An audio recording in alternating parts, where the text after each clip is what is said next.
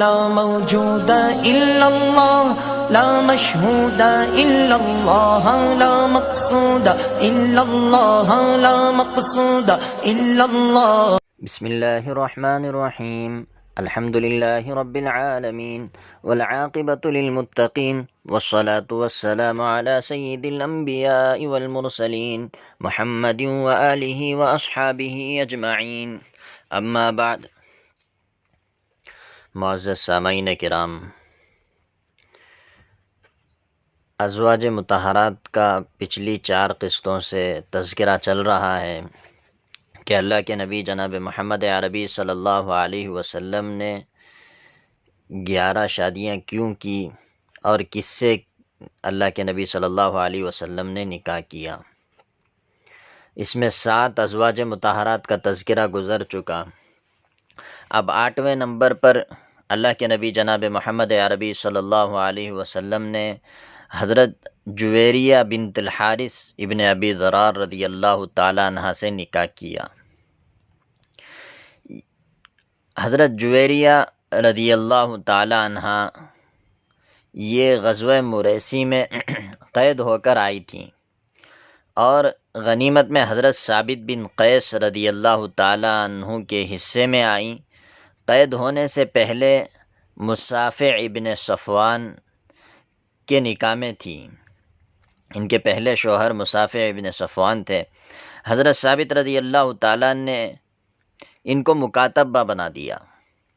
مکاتبہ کا مطلب یہ ہوتا ہے کہ غلام یا باندی کو یہ کہا جائے کہ اتنی متعین مقدار میں آپ رقم ادا کر دو، اس کے بعد آپ آزاد ہو۔ تو حضرت ثابت رضی اللہ تعالیٰ عنہ نے ان کو مکاتبہ بنا دیا، تو یہ اللہ کے نبی جناب محمد عربی صلی اللہ علیہ وسلم کی خدمت میں پہنچی۔ اللہ کے نبی صلی اللہ علیہ وسلم سے کہنے لگی، میں ایک سردار کی بیٹی ہوں اور میں وہاں سے قید ہو کر یہاں آئی ہوں۔ حضرت ثابت رضی اللہ تعالیٰ عنہ نے مجھے مکاتبہ بنایا ہے اور اتنی میرے پاس مالیت نہیں ہے کہ میں 9 اقیہ سونا حضرت ثابت رضی اللہ تعالیٰ عنہ کو دے سکوں۔ تو حضور صلی اللہ علیہ وسلم بڑے دوربین تھے اور حکمت پر نظر رکھنے والے تھے۔ اللہ کے نبی جناب محمد عربی صلی اللہ علیہ وسلم نے سوچا کہ ان سے نکاح کرنے میں کیا فوائد ہیں، تو آگے ان کا فائدہ دیکھتے جائیے کہ اللہ کے نبی جناب محمد عربی صلی اللہ علیہ وسلم نے عرض کیا کہ میں یہ رقم آپ کو دے دوں گا اور میں آپ سے نکاح کر لوں گا۔ تو حضرت جویریہ رضی اللہ تعالی عنہ تیار ہو گئیں۔ الغرض سن 5 ہجری میں مشہور قول کے موافق، اور بعضوں نے سن 6 ہجری میں لکھا ہے، خیر سن 5 ہجری میں حضرت جویریہ رضی اللہ تعالی عنہ کا حضور صلی اللہ علیہ وسلم سے نکاح ہو گیا۔ صحابہ نے جب سنا کہ بنو المستلق حضور صلی اللہ علیہ وسلم کی سسرال بن گئی، یعنی بنو المستلق کی حضرت جویریہ رضی اللہ تعالی عنہ تھیں، کہ معلوم ہوا کہ بنو المستلق کی ایک خاتون سے اللہ کے نبی جناب محمد عربی صلی اللہ علیہ وسلم نے نکاح کیا، تو ان کے اعزاز میں کئی لوگوں نے غلاموں کو آزاد کر دیا۔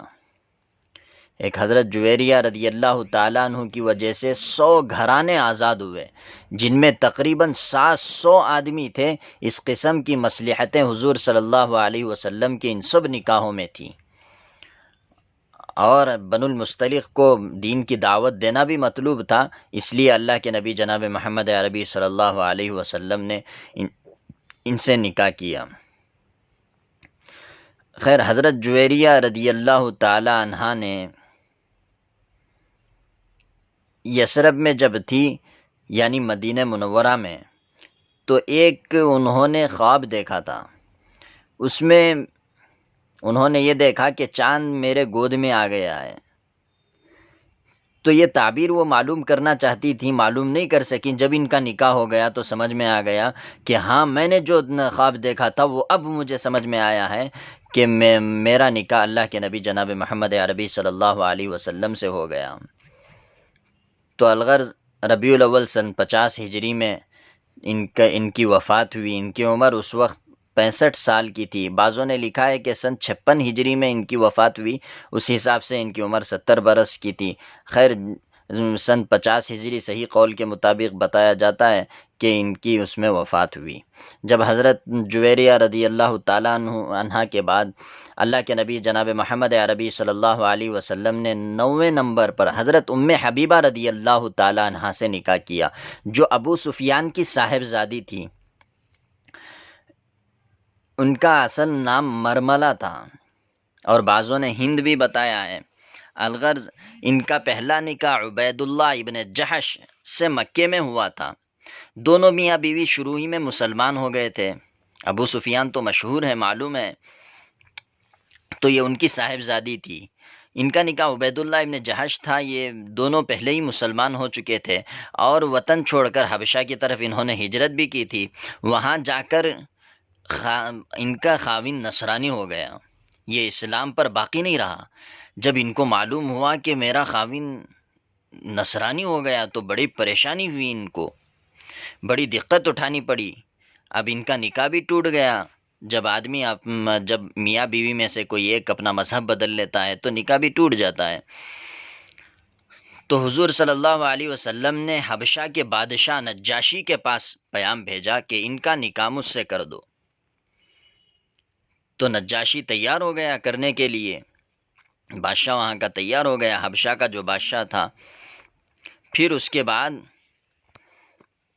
نجاشی نے ایک عورت ابرہہ کو ان کے پاس اس کی خبر کے لیے بھیجا۔